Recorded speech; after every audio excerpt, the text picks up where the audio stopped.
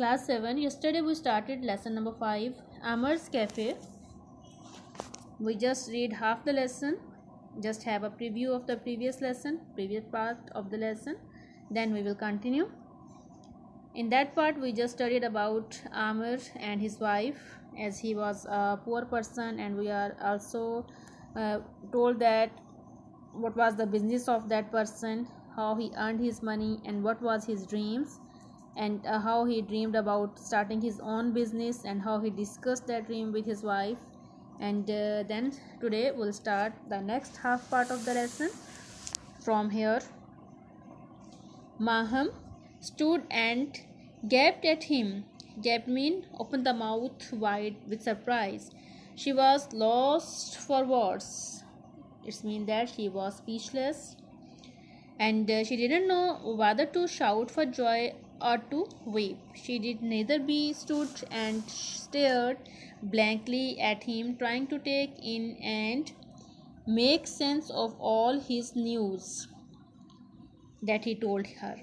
I shall tell you all about it when I get back this evening, proposed Amr in haste, as he shakily wheeled his bicycle out of the courtyard into the alley, and then, like a shadow under a fleeting cloud, he was gone. At that time, actually, he was going out for his job, so he just told his wife that he will share all the information with her in the evening when he came back from his work. So see on the next page.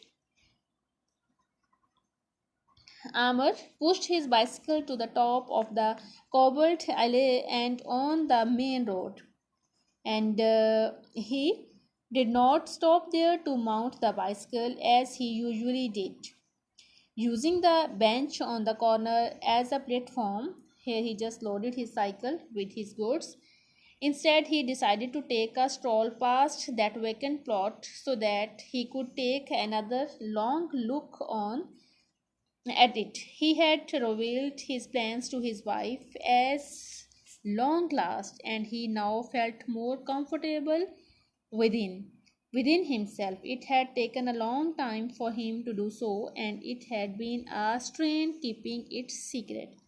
Here it is his usual routine. He just stopped near a bench and do some work with his cycle, just loaded some goods on his cycle. But at that day, he did not do the usual routine work. He just decided to visit that plot again. And as he just shared his views with his wife, and now he is quite relaxed. He was planning from a long time about his business, and now he shared his feelings with his wife, and now he is quite relaxed and happy. So here we can say that he had not wanted to to be put off this objective in any way. It means that he did not put off mean to delay. He could not now delay his plans anymore, and all those restless nights of planning and surmising would now come to an end. All the final negotiation and visit to the bank could be undertaken with great ease and peace of mind. Now he is planning to go to the bank and make all the arrangements.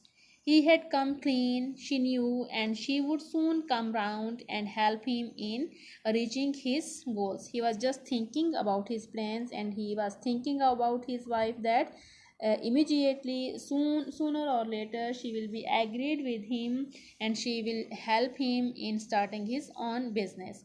He could now relax and dream some more about his cafe, his heart filled with excitement and at the thought of how Maham would feel and how she would react, and how when he told her that evening of the progress he had already made on the deal, and how together they would be the proud owners of cafe, and how their circumstances would change for the better. In all that paragraph, he just thinking about his plans, he just thinking about his wife, and he was thinking that how his wife will be helpful in his business, and how they both will start their own business, and their circumstances will be changed, and their days will be changed and they will be in better condition after starting their own business. So look here in the next paragraph. As he wheeled his unsteady bicycle past the forlorn sight, Amar saw in his mind what the cafe would look like. When he was passing by that plot again, he was thinking about his cafe, what type of the cafe and what would be the shape of the cafe it would be. And he was just um, assuming that he just thought himself that he could see himself standing outside the entrance smiling. There would be no finer cafe anywhere in town. Maham was there too, somewhere in the background.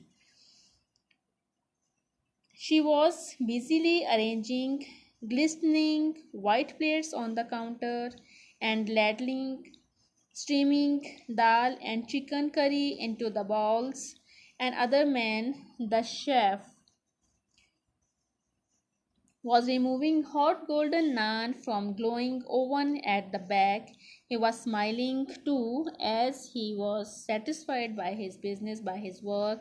Two young boys, smartly attired in the white shirts and black trousers, were carrying trays laden with naan, rotis, and overflowing bowls to the long tables at one end of the building, at which sat rows of eager diners. Sweat rolled off the boys' brows as they worked feverishly, dodging expertly amongst the throng of diners.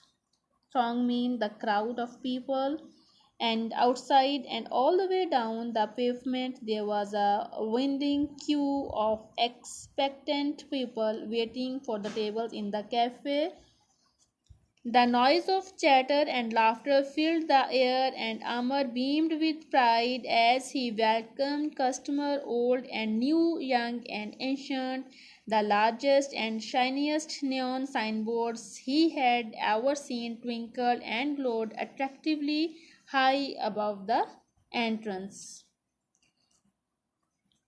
He was just imagining about his cafe, how he would start his cafe, where he would stand, where would be his wife, and how many workers would be there in his cafe, and what type of the dress they would wear, and how would they do their work. All is his imagination. And what he is thinking now, that there is a neon sign that shows that Amar's Cafe. It blinked and one at a time over so slowly, which read the only place in town. There is a description he was thinking for his neon sign.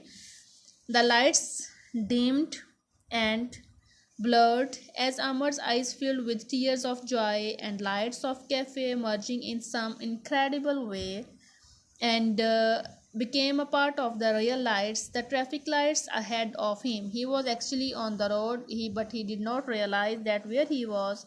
He was just in the world of his imagination, just imagining about his cafe, and in much excitement he did not see where he was. He could not realize that where he was standing and where he was going. This is a dream worth living for, thought Amir as he trundled on, pushing his bicycle ahead of him. Trundled mean rolling. This is dream worth dying, but the thought remained incomplete. Amar did not see the truck or hear the screech of brakes. There were only glints in his subconscious mind. Glints mean the tiny flash of light. Sights and sounds mingled and became one with the noise of the diners in Amar's cafe. The flashing neon signs shone brightly for a moment, flickered, and then went out completely. Blackness enveloped Amar's world. Very sad ending. In this paragraph we can see that he was just overwhelmed by his thoughts. He was just thinking of his cafe. He could not realize that where he was standing and there was some vehicle that hit him, and all the lights mixed in his mind, and he just became out of his consciousness. And definitely this shows that there was no more Amar. There was no more his dreams. There was no more his plans. Really very sad. And